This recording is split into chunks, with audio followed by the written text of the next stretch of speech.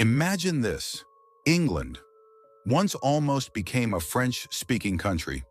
This isn't a joke. This isn't a myth. English kings had French blood. They owned lands in France. And inside the royal court, it wasn't English you heard. It was French. So here's the real question. Was the Hundred Years' War truly about land? Or was it the moment two nations finally decided, who are we? Because this wasn't just a war of swords. It was a war of identity, a war of language, and one of the longest hate stories in history. A rivalry that turned two peoples into eternal enemies, France and England. Now, let's begin. The roots of this hatred go far deeper than the Hundred Years' War. Let's ask the real question. Why did England come to see France as an enemy, when once upon a time, they were almost the same family? Yes, the same family. And the beginning of this story is one of history's greatest breaking points. The year 1066. That year, England's fate changed forever. Because in 1066, William of Normandy, known to history as William the Conqueror, crossed the Channel from France and conquered England. But this wasn't just a battle. It was the implantation of something foreign inside England. A foreign law, a foreign language, a foreign identity. So what happened after William took England? He didn't simply sit on the throne. He began to reshape England's very soul. Let's begin.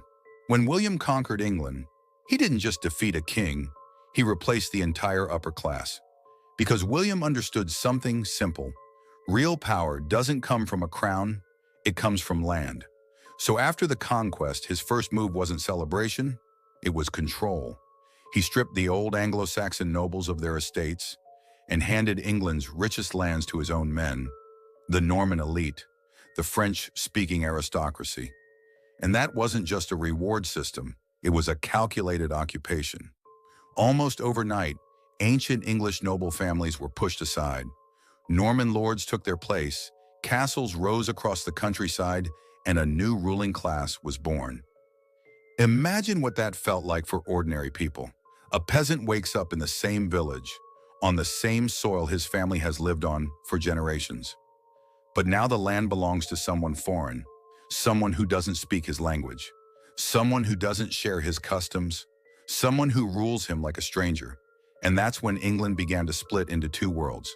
Above, Norman castles, French nobles, foreign power. Below, English villages, English voices, silent resentment. The Norman aristocracy didn't only take land, they brought an entire system with them. Law written in French, taxes demanded in French, courts run in French, a royal court that sounded more like France than England. England was still England, but its rulers didn't feel English. For years, power in England spoke with a French accent, and this didn't just create a social division. It planted something far more dangerous, a deep national humiliation. Because the most powerful kind of hatred in history is not born from strangers. It's born when a people feel like second-class citizens in their own home. And that resentment, that silent anger, would one day explode, turning France and England into enemies for centuries.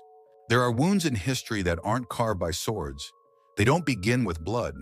They begin in silence and grow for generations. And the most dangerous seed of hatred between France and England was not land.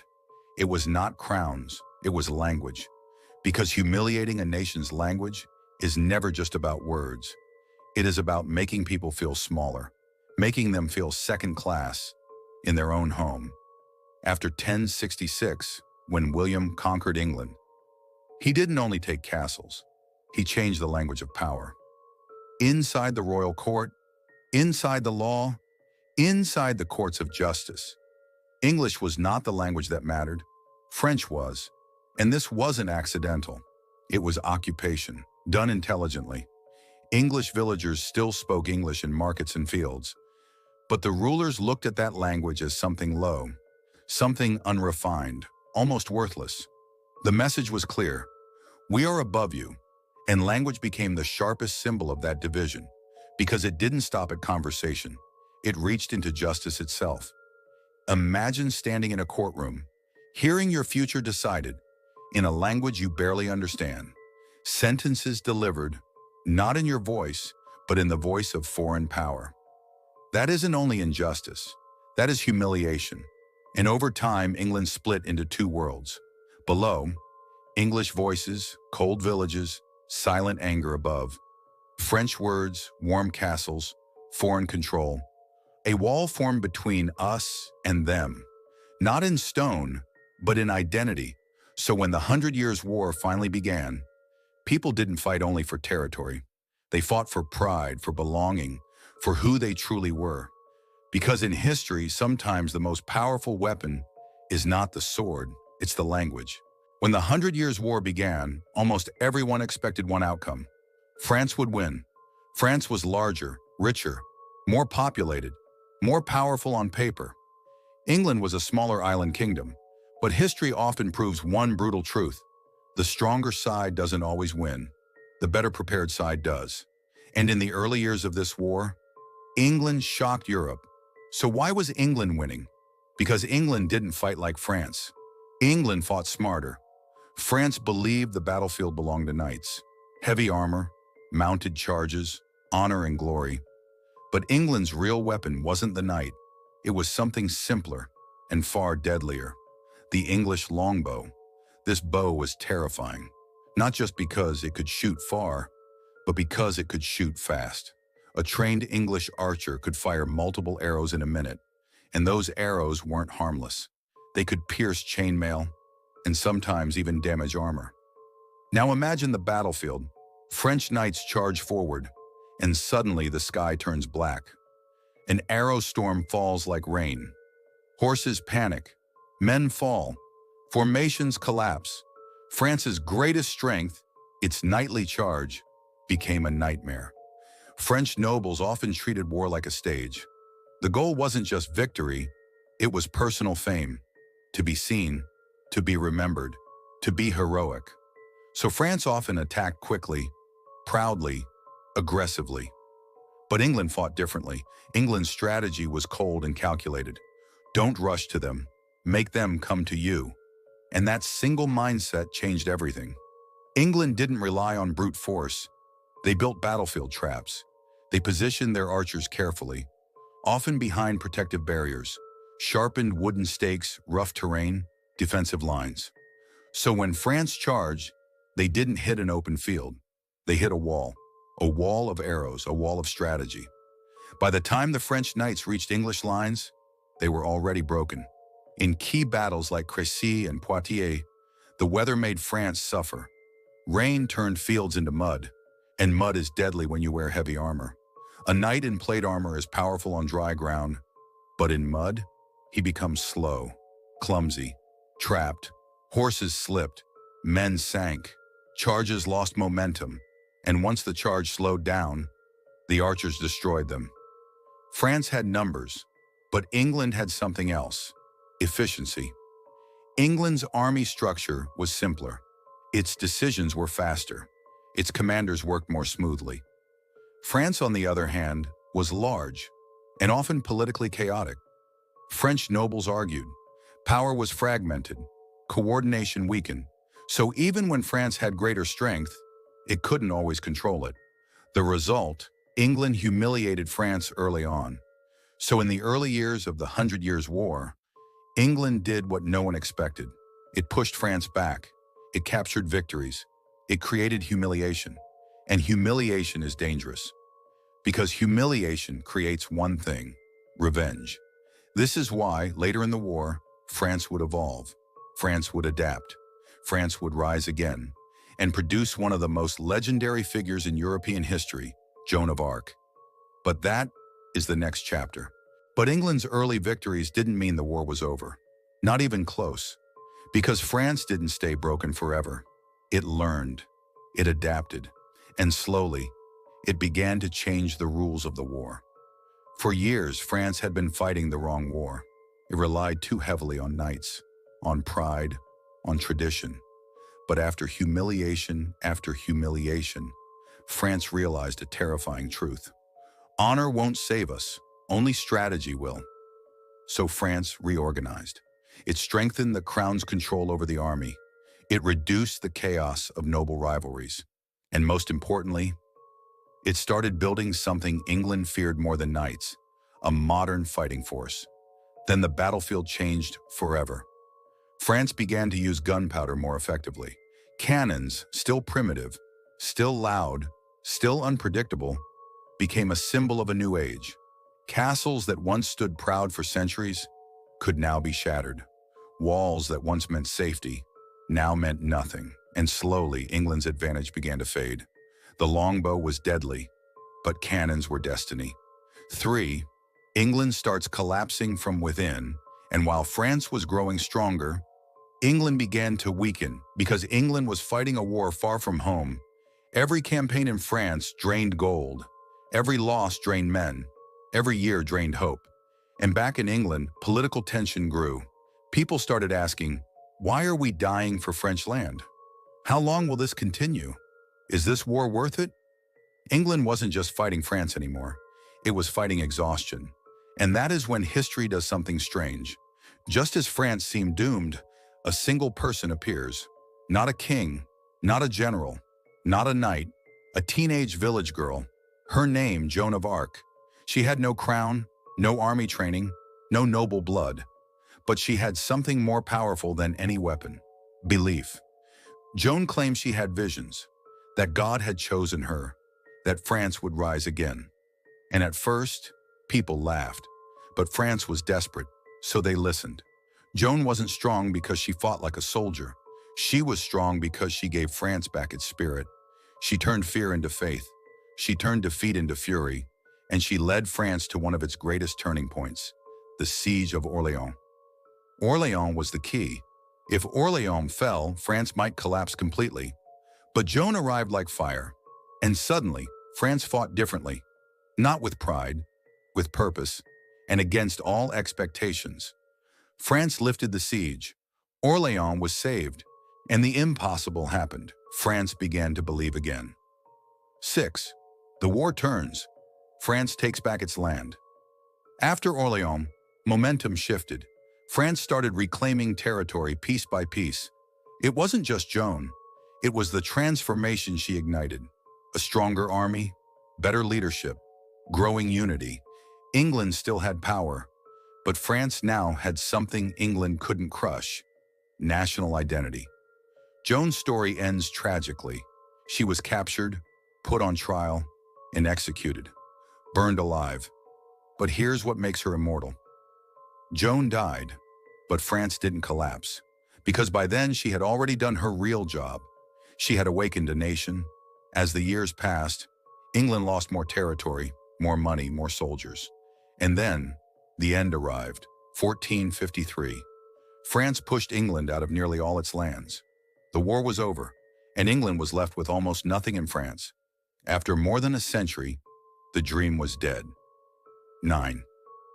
The real legacy: not land, but identity. And here's the final truth. This war didn't only redraw maps, it created nations. Before this war, many people didn't think of themselves as French or English. They were loyal to lords, to regions, to local rulers. But after the 100 Years' War, people began to think differently. I am English, I am French, and even language changed.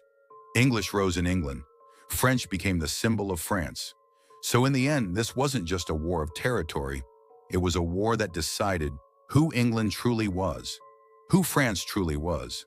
A war that turned neighbors into rivals and shaped Europe forever. And so, the 100 Years' War finally ended. At the beginning, it looked like a simple struggle for land and crowns, a fight over inheritance, titles, and territory. But in the end, this war changed far more than maps. France won. England lost nearly all of its lands in France. After 1453, the English dream of holding France was shattered, and the idea of two crowns on one head disappeared into history. But the greatest outcome wasn't just military. The real victory happened inside people's minds. Because this war didn't only create borders, it created nations. Before this conflict, many people didn't think of themselves as French or English. They were loyal to local lords, to regions, to whoever held power nearby. But after more than a century of bloodshed, two identities became unbreakable. I am French, I am English, and language changed too. For centuries, French had dominated England's royal court, but war awakened pride. English rose, from villages to kings, and became the voice of a nation.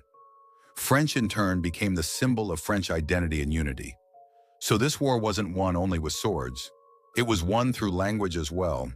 France reclaimed its homeland, but England returned home divided. And that defeat helped ignite future internal conflict.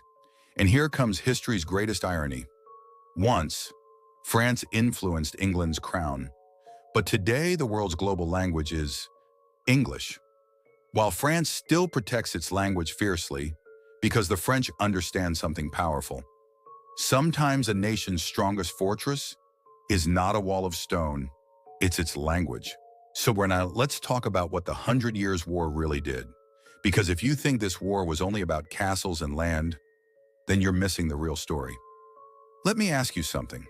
If France was bigger, richer, and more powerful, how did England win so many early battles?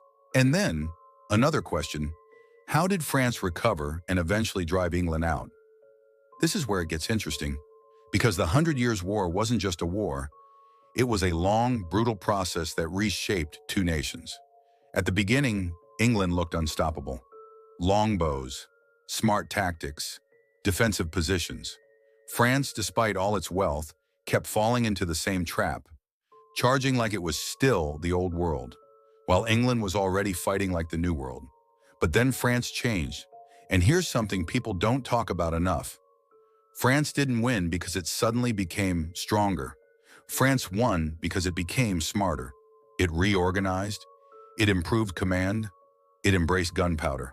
Cannons started breaking the old rules. Walls that once meant safety suddenly meant nothing.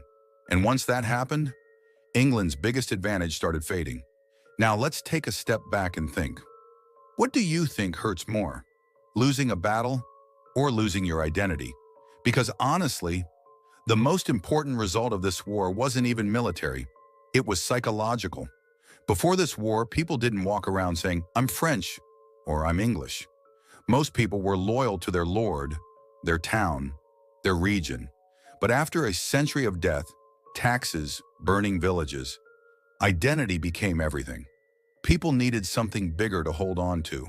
And that's what this war created, nations. And this is where the language part becomes shocking. Because imagine this, England was England. But for centuries, the ruling class spoke French. French in court, French in law, French in noble culture. So ask yourself, how can a people truly feel free when the language of power doesn't even sound like them? That's why this war did something incredible. It helped English rise, not just as a language, but as a symbol of we are not them. And France did the same. France didn't just fight to push England out. France fought to become France. That's why Joan of Arc matters so much. Not only because she inspired soldiers, but because she inspired identity. She made people believe they weren't just fighting for a king, they were fighting for a homeland. Now here's the final twist. Most wars end with a map change, and people move on. But this one created a rivalry that lasted for centuries. Even after 1453, when England lost almost everything in France, the hatred didn't disappear. It transformed. It evolved. It became cultural. And today, look at the irony.